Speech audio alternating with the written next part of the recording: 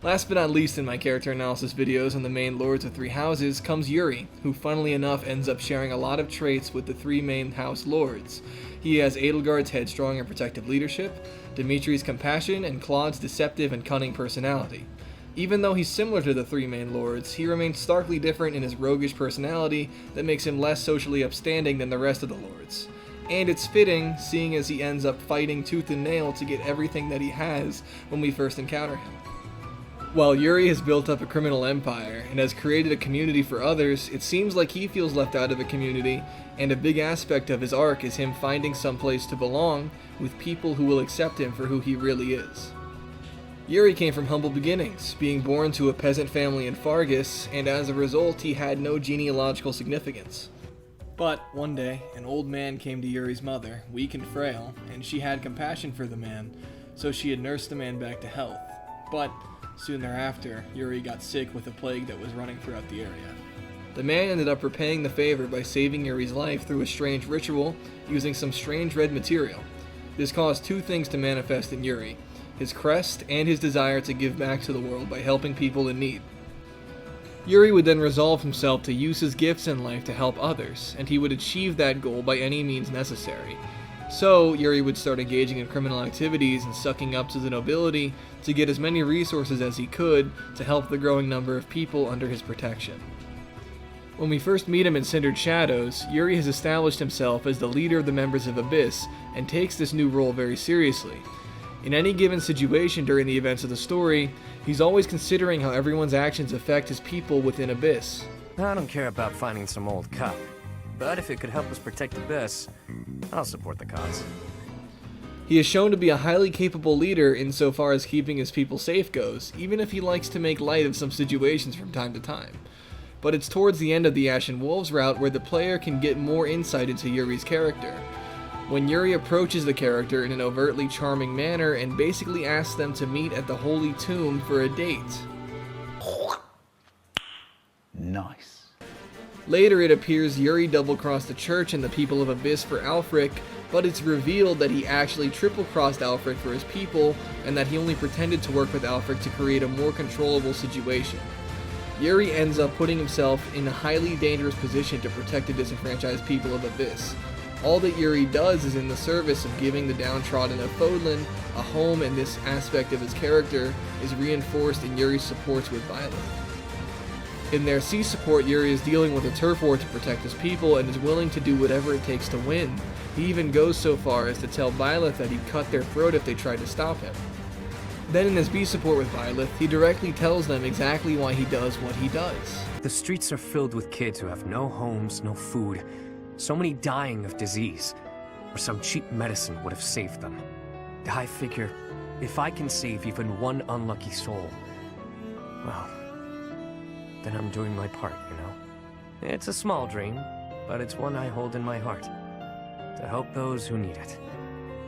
It's what my gang's about. When I recruit my people, it's to that end. To give them a home. The turf wars, the gang, all of it. To honor that dream. Yeah? Well, thanks. Despite what you now know about me, I'm still the Lord of the Underground. Don't go forgetting that. I do what I have to, whether people view it as fair or foul. The way I see things, the goddess gave me two gifts, my life and my charm. Yuri's morality in general is an odd one as far as the three house leaders go, and this can be seen when comparing him to those other lords. Yuri is significantly different from the other lords of three houses in that he's living on the outskirts of proper society and engages in overtly criminal behavior. Yuri is willing to get his hands dirty to protect his people by any means necessary, because if he weren't so ruthless, he would fail.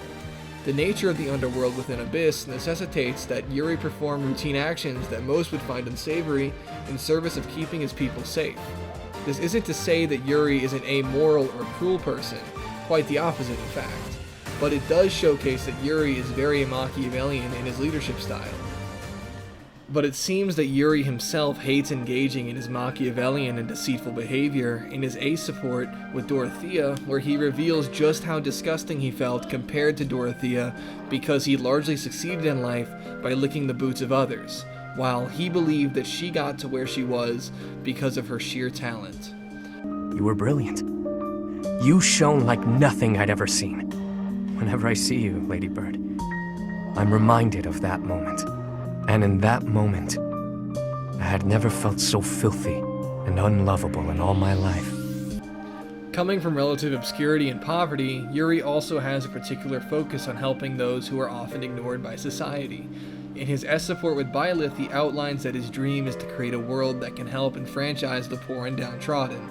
This shows that Yuri has a unique understanding of the struggles of the people who fall through the cracks, and really outlines his noble intentions as a character who does some morally ambiguous things to get by. Now that we've outlined exactly where Yuri comes from and what drives him, let's get into more personal details about his personality. Yuri doesn't enjoy being in positions of vulnerability, a mentality which probably formed as a defense mechanism to survive his cutthroat lifestyle. In his C support with Happy, when looking at the stars, Happy expects him to know all about the constellations, but Yuri ends up knowing nothing about it. And while he ends up admitting to his ignorance, he also admits that he feels really uncomfortable not knowing. Who do you think I am? The goddess herself? There is plenty I don't know, but I'm always aiming to learn more. I'm uncomfortable not knowing things. Yuri also isn't used to being open and genuine with his relationships, as shown in his A supports with Bernadetta and Balthus. Through his support chain with Bernadetta, Yuri reveals that he was her commoner friend, and that he befriended her with less than noble intentions. Yuri then tries to claim that his relationship with her was a sham to fulfill his assassination mission, yet he was unable to do it. And Bernadetta eventually drags out of Yuri the fact that he had fun with her and genuinely enjoyed her company. Yuri also shows a similar issue with opening up with Balthus in their A support, where after having Balthus help him uncover his past, Yuri expects to pay him back. But Balthus refuses and flat out tells him that they are such close friends to where that won't be necessary. I guess to you, everyone is either an underling or a business associate. But with a bash bro, there's no such thing as an overdue loan. No hierarchies or other nonsense. It's someone to trust, both in and out of battle. Someone to share life's ups and downs with. I see. No need to reward a bash bro, I suppose. That's the ticket. I know you were born into a world of trickery and exploitation, but you don't have to live like that anymore. Now you've got me. I'm not accustomed to talks like this, I must admit. How can I frame this? Nobody even knows my real name. Are you actually comfortable confessing such a warmth towards someone so cold? Clearly. No matter who you are or what you've done, I care about you. That won't ever change. Now that is fresh. Through his supports, Yuri is able to work past his issues with vulnerability and being close to people, but these supports don't quite provide Yuri with what he's really seeking. Yuri is fundamentally seeking a home and someplace to accept him beyond his superficial charm and his usefulness. For his whole life he's provided a home for others, yet he's been unable to be open and accepted. In his supports with Constance, Dorothea, and Byleth, Yuri comes to find a place to belong for himself. When he finishes his support chain with Constance, he teases her in a charming way by asking to marry her, which makes Constance pretty flustered. But his reasons in asking that of her is to find a home for himself to settle down in, because it seems that, like many of the people of Abyss, he didn't belong anywhere else before. Then, in his final support with Dorothea, he reveals how he hated the way his lifestyle made him feel about himself, because he had to constantly compromise his integrity to succeed. But Dorothea then offers to create a new opera company with him that ignores the desires of the nobility and works to include the disenfranchised people of society to create a better environment for them. Yuri tries to deflect and pretends like he's only doing it for monetary reasons, but Dorothea sees that he really enjoys the idea because it gives him and other disenfranchised people a place to belong. Finally, in his S support with both Byleths, he initially proposes his marriage to Byleth as a sort of deal, as he's been prone to do in the past. But he eventually shows his cards and tells Byleth that what he really wants is their companionship. Then finally, after Byleth presses a bit more, Yuri reveals his name. which is the ultimate display of him finally accepting some degree of vulnerability after he found a new place to belong in Byleth. Well, you certainly don't forget, huh? I've always kept it private out of necessity. Couldn't have such a secret being spread around, after all. If there's anyone I'll tell, it's you. Listen closely now.